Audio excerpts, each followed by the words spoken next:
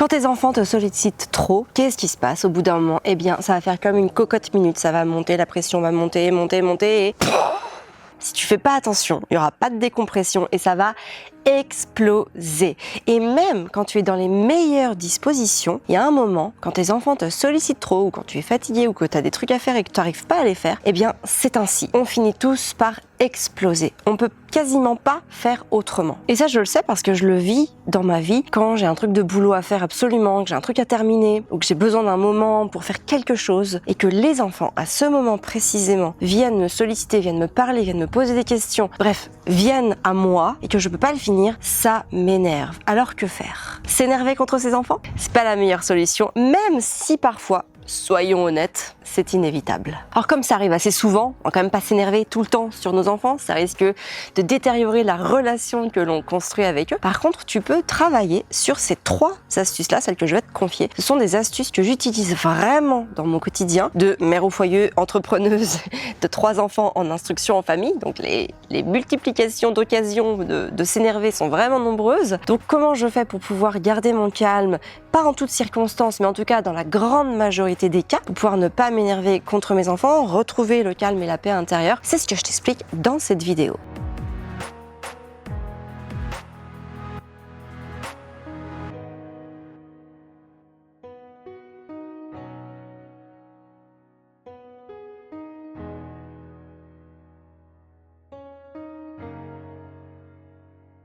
La première chose, c'est de répondre à son enfant en l'écoutant. Quand votre enfant, il vient vous voir, il vient vous solliciter, et vous étiez en train de faire quelque chose, ça peut être un truc pour le boulot, ça peut être de la cuisine, ça peut être de lire un livre, ça peut être un moment pour vous que vous avez choisi pour vous, peu importe.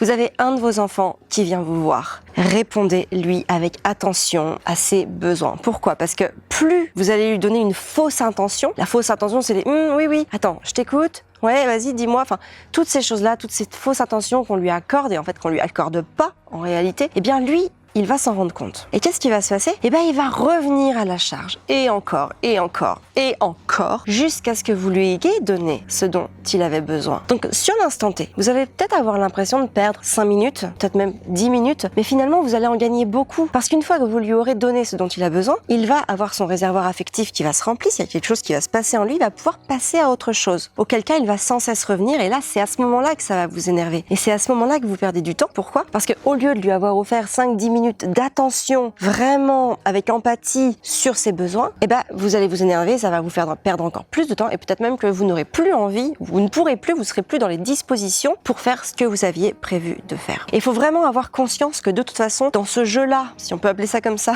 contre son enfant, c'est forcément lui qui va gagner parce qu'en fait lui à un moment, qu'est-ce qui va se passer? Il va se mettre à crier, il va se mettre à pleurer, il va peut-être se rouler par terre et là en fait de toute façon, vous n'aurez plus le choix. Vous serez obligé d'aller le voir, d'aller lui porter de l'attention. Donc quitte à lui porter de l'attention, autant le faire dans les bonnes conditions plutôt qu'une fois qu'on est excédé, on n'en peut plus et qu'on est complètement énervé et qu'on va se mettre à crier sur lui et voilà, et à faire des choses qu'on n'a pas envie de faire. Si vraiment malgré lui avoir passé un petit temps avec lui de qualité et qu'il veut toujours vous solliciter, moi il y a un truc que je fais avec les enfants quand je leur donne quelque chose de moi mais qu'ils en veulent toujours plus, je les installe près de moi si possible. Je leur donne un livre ou un album photo, si je suis sur mon ordinateur, ils se mettent à côté de moi dans le canapé, ça leur permet d'être avec moi, de profiter de ma présence sans me solliciter. Ça c'est une astuce qui marche vraiment bien en cuisine, c'est pareil, vous pouvez leur donner un petit truc à faire. Si vous étendez du linge, vous leur donnez des torchons à plier, des choses assez simples. En général, ils peuvent le faire.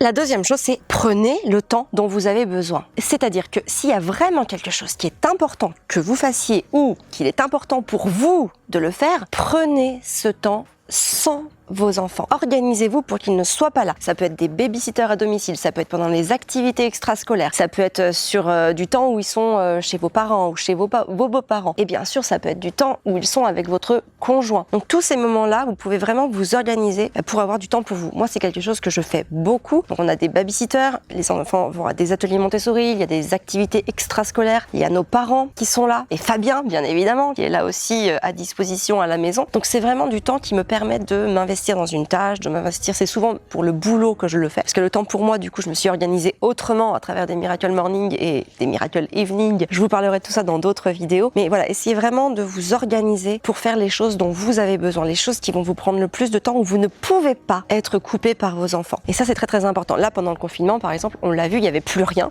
On s'est beaucoup reporté sur ma maman, qui a été la seule, on va dire, à pouvoir un petit peu supporter la charge des enfants avec nous. Donc elle prenait parfois Constance le jeudi. C'était mieux que rien, mine de rien, même quand il y a un enfant en moins à la maison, ça paraît.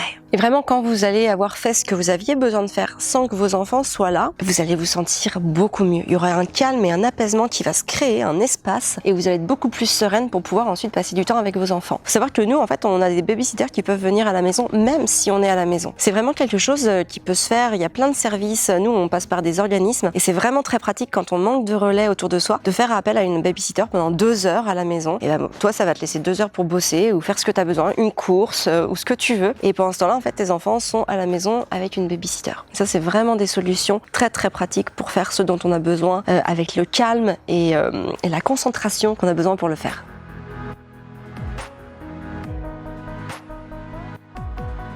Et enfin, la troisième astuce, c'est relativiser. Je sais que c'est beaucoup plus facile à dire qu'à faire, notamment quand vous avez un truc de dernière minute qui vous tombe dessus, mais vraiment relativiser et essayer de vous connecter à l'amour que vous portez à vos enfants. On aime ces enfants. C'est un pléonasme que de le dire, mais évidemment que c'est important dans ces moments-là où vous sentez que la cocotte minute est en train d'exploser, de vous reconnecter à ça et de vous dire, ok, est-ce que ce truc de boulot peut pas attendre un petit peu? Ou est-ce que je dois m'énerver contre mes enfants parce que je suis fatiguée ou autre? C'est vraiment important dans ces moments de se dire, ok, mais finalement, bon, je les aime quand même plus que tout, ces petits bouts-là. Donc finalement, est-ce que je peux pas trouver un moyen, soit pour me reposer avec eux, ça peut être prenez un bain avec eux, lisez un livre, faites une petite activité toute calme, quelque chose qui va pas vous demander de réfléchir, de préparer ou voilà, de vous demander une énergie folle. Faites des choses très très simples ou même sortez dehors si c'est possible. Faites des choses toutes simples, mais essayez de voir, vraiment de comprendre de quelle manière vous allez pouvoir éviter l'énervement ou l'agacement. C'est vraiment des petites choses qu'on peut faire au quotidien, prendre le temps de se mettre sur pause quelques secondes pour y réfléchir et voilà, se dire qu'est-ce qu'on veut vraiment. Est-ce qu'on veut tomber dans cet énervement et tout envoyer valser, même ses enfants,